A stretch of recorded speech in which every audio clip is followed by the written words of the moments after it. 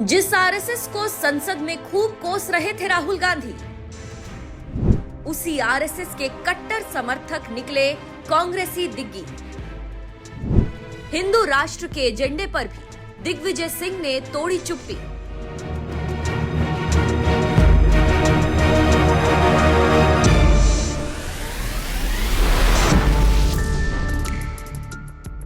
दुनिया के सबसे बड़े हिंदू संगठन राष्ट्रीय स्वयंसेवक संघ यानी आरएसएस से राहुल गांधी की नफरत कोई नई बात नहीं। संसद से लेकर सड़क तक आरएसएस को कोसने का वो कोई मौका नहीं छोड़ते। कुछ ही दिनों पहले देश की संसद में राहुल गांधी ने आरएसएस के बहाने मोदी सरकार को घेरते हुए यहां तक आरोप लगा दिया था कि आरएसएस ने एक एक करके संस्थाओं पर कब्जा शुरू कर दिया है। The project of the RSS was to capture the institutional framework of the country, and I said how the education system has been captured. Vice Chancellor after Vice Chancellor after Vice Chancellor is placed not on merit, not on capability, not on scientific temper, but on the fact that he belongs to a particular organization.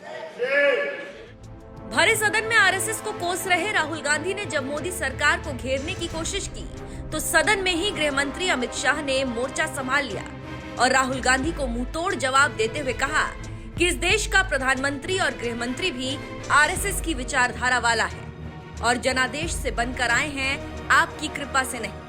कल राहुल गांधी जी ने एक विषय कहा था कि सारी संवैधानिक संस्थाएं आपने करप्ट कर दी। मैंने पूरा बताया कि चुनाव आयोग की नियुक्ति के पहले क्या नियम थे। उन्होंने कहा कि महत्वपूर्ण पद पर आरएसएस की विचारधारा के लोग रख दिए जाते हैं, तो इसमें क्या आपत्ति है भाई? क्या इस देश में कोई कानून बना है कि आरएसएस की विचारधारा वाले हैं उनको कोई महत्वपूर्ण? अरे इस देश का प्रधानमंत्री आरएसएस की विचारधारा वाला है, इस देश का गृह मंत्री आरएसएस की विचारधारा वाला है और जनादेश से बनकर आए, आपकी कृपा से बनकर नहीं आए। राहुल गांधी ने जब जब आरएसएस पर हमला बोला, बीजेपी वालों ने इसी तरह से मुंहतोड़ जवाब दिया। लेकिन इस बार तो आरएसएस के कट्टर विरोधी राहुल गांधी को अपनी ही पार्टी के नेता दिग्विजय सिंह ने बुरी तरह फंसा दिया, क्योंकि जिस आरएसएस को राहुल गांधी दिन रात कोसते रहते हैं, मध्य प्रदेश के पूर्व मुख्यमंत्री और कट्टर कांग्रेसी नेता दिग्विजय सिंह सार्वजनिक मंच से उसी आरएसएस का गुणगान कर रहे हैं, जिसे देखकर ऐसा लग रहा है कि जैसे मानो दिग्विजय सिंह भी नए नए संघी हो गए हैं।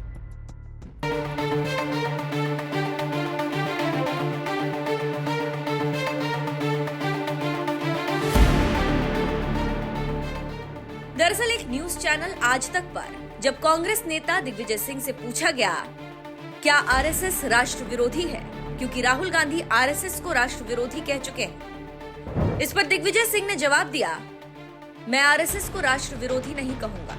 आरएसएस की मैं एक बात की तारीफ करना चाहूंगा कि उनका 1925 से लेकर आज तक एजेंडा एक ही है, हिंदू राष्ट्र। ये लोग हिंदू राष्ट्र के एजेंडे से इधर उधर नहीं जाते हैं।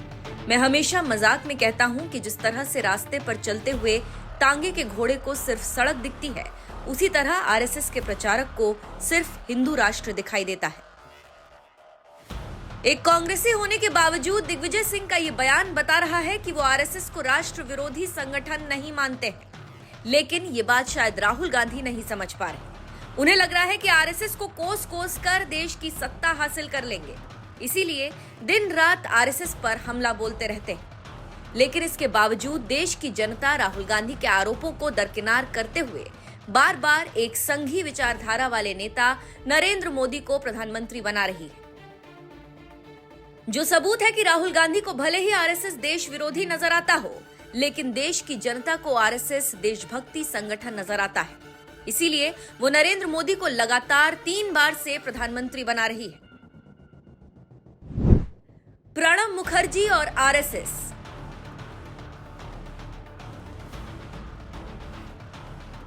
कभी कांग्रेस के कद्दावर नेता रहे प्रणब मुखर्जी के बारे में कौन नहीं जानता, जिन्हें खुद राहुल गांधी की दादी और पूर्व प्रधानमंत्री इंदिरा गांधी ने अपनी सरकार में केंद्रीय मंत्री बनाया था। इसके बाद वो कांग्रेस के संकट मोचक और विश्वास पात्र नेताओं में गिने जाने लगे, जिन्हें मनमोहन सरकार में भी केंद्रीय मंत्री बनाया गया और फिर साल 2012 में उन्हें देश का राष्ट्रपति बना दिया गया। इसी बात से समझ सकते हैं कि कांग्रेस के अंदर प्रणब मुखर्जी का कितना बड़ा कद था। लेकिन इसके बावजूद उन्होंने साल 2018 में राष्ट्रपति पद पर रहते हुए नागपुर में स्थित आरएसएस के मुख्यालय में कदम रखा, क्योंकि प्रणब मुखर्जी की नजर में भी आरएसएस देश विरोधी संगठन नहीं था। लेकिन राहुल गांधी की नजर में आरएसएस एक देश विरोधी संगठन है। शायद इसीलिए संघ मुख्यालय में जाने वाले प्रणब मुखर्जी को कांग्रेस ने इस कदर किनारे कर दिया कि राहुल गांधी जैसे दिग्गज नेताओं ने 11 दिसंबर को उनकी जन्म जयंती पर बधाई देना भी बेहतर नहीं समझा। नेहरू और आरएसएस। देश के पहले प्रधानमंत्री जवाहरलाल नेहरू भी आरएसएस की राष्ट्रवाद विचारधारा के किस कदर मुरीद रहे हैं, ये इसी बात से समझ सकते हैं कि साल 1962 में चीन के साथ जंग के बाद खुद तत्कालीन प्रधानमंत्री नेहरू ने आरएसएस के स्वयंसेवकों को गणतंत्र दिवस की परेड में हिस्सा लेने के लिए निमंत्रण भेजा था और करीब 3,500 स्वयंसेवकों ने इस परेड में हिस्सा भी लिया था, जिसे आरएसएस के इतिहास में एक महत्वपूर्ण मोड़ माना जाता है, क्योंकि कांग्रेस के कद्दावर नेता रहे नेहरू ने खुद आरएसएस की देशभक्ति को सलाम किया। लेकिन ये बात शायद राहुल गांधी नहीं समझ पा रहे, क्योंकि उनके मन में आरएसएस के खिलाफ इतनी नफरत भर गई है कि उन्हें अब आरएसएस ही बीजेपी और बीजेपी ही आरएसएस नजर आती है। इसीलिए बीजेपी के साथ साथ आरएसएस को भी कोसते रहते हैं। संसद में भी उन्होंने यही काम किया और आरोप लगा दिया कि मोदी सरकार देश की संस्थाओं पर आरएसएस की विचारधारा वालों को थोप रही, जबकि उसी कांग्रेस के नेता दिग्विजय सिंह आरएसएस को देश विरोधी नहीं मानते। इस पूरे मामले पर आपका क्या कहना है, अपनी राय हमें कमेंट कर जरूर बताएं। साथ ही अमित शाह ने संसद में राहुल गांधी को लताड़ते हुए क्या कुछ कहा, वो भी सुन लीजिए। कि आरएसएस की विचारधारा वालों को रखते हैं, कोई ऐसा कानून नहीं है मान्यवर कि आरएसएस की विचारधारा वाला व्यक्ति कोई। आरएसएस की विचारधारा क्या? देश के लिए मरना ही आरएसएस की विचारधारा। देश को समृद्धि के परम शिखर पर ले जाना ही आरएसएस की विचारधारा है। देश की संस्कृति का झंडा बुलंद करना ही आरएसएस की विचारधारा। ये क्या समझाते हैं? हम ऐसे मान लेंगे? हम नहीं डरते साहब किसी से, हम नहीं डरते। मैं मेरी ही बात करता हूं। मैं तो 10 साल का था और नारे लगाता था, आसाम की गलियां सुनी है, इंदिरा गांधी खूनी है। हम तो वहां से लड़ते लड़ते आए हैं, हम नहीं डरते। मान्यवर वोट चोरी का कोहराम बचा है। मैं वोट चोरी किसको कहते हैं वो बताना चाहता हूं। वोट चोरी के 3 आयाम हैं। एक तो मतदाता नहीं है, मतलब योग्यता नहीं है, और आप वोटर बन जाते हो तो वोट चोरी माना जाएगा। दूसरा, आप गलत प्रकार से चुनाव जीतते हो तो वोट चोरी माना जाएगा। और तीसरा, जनादेश को डिफाई करते हो, मतलब वोट के विपरीत आप कोई पद प्राप्त कर लेते हो तो भी एक प्रकार से वोट चोरी होता है। अरे सुनो ना, क्यों जल्दबाजी करते हो मानिकम? क्यों? अब मैं 3 वोट चोरी की घटनाएं बताना चाहता हूं। सबसे पहली घटना हुई, आजादी के बाद देश का प्रधानमंत्री तय करना था। तय कौन करना था? तो उस वक्त के जितने प्रांत थे, इसके कांग्रेस के अध्यक्षों ने, उनके एक एक वोट से तय होना था। अब 28 वोट श्री सरदार पटेल को मिले और 2 वोट जवाहरलाल नेहरू जी को मिले।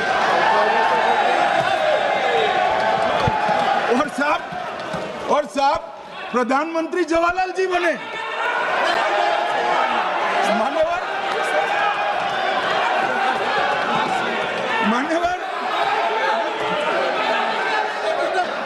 मान्यवर दूसरे प्रकार की वोट चोरी और नैतिक तरीके से चुनाव जीते, ऐसी वोट चोरी भी भूतकाल में एक बार हुई थी। श्रीमती इंदिरा गांधी रायबरेली से चुनी गई। इलाहाबाद हाईकोर्ट में श्री राजनारायण पहुंचे कि चुनाव नियमों के अनुसार नहीं हुआ। इलाहाबाद हाईकोर्ट ने ये तय कर दिया कि श्रीमती गांधी ने उचित तरीके से चुनाव नहीं जीता है, हम इसको रद्द कर देते। मान्यवर, ये भी वोट चोरी थी, बहुत बड़ी वोट चोरी थी।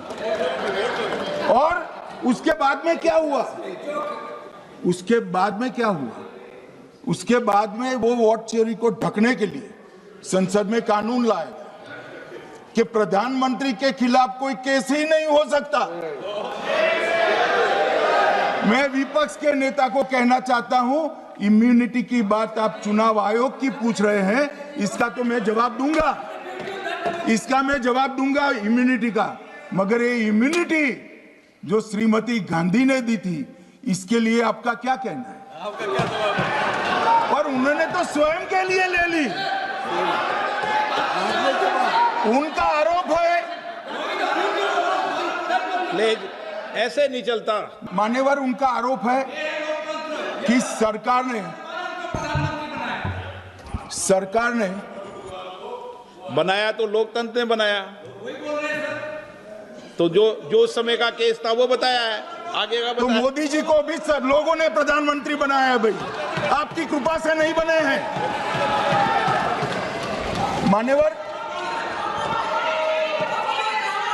मान्यवर नो प्लीज, से मानक तरीका ठीक नहीं है आपका, 2-2 मिनट में उठना।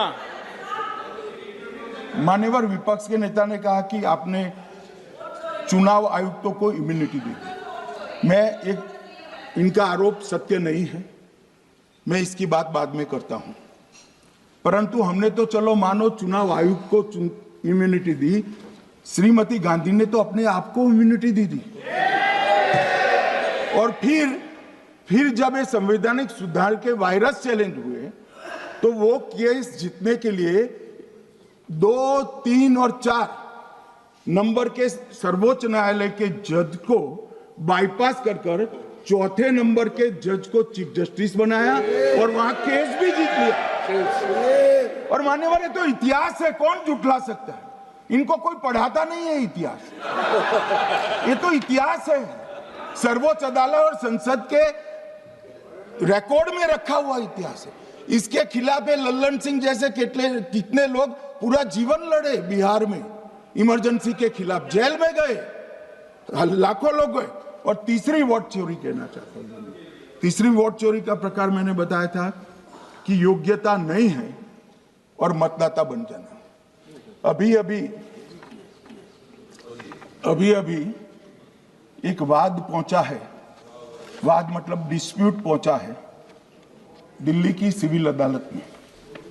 उसमें डिस्प्यूट ये है कि सोनिया गांधी जी इस देश की नागरिक बनने से पहले मतदाता बने।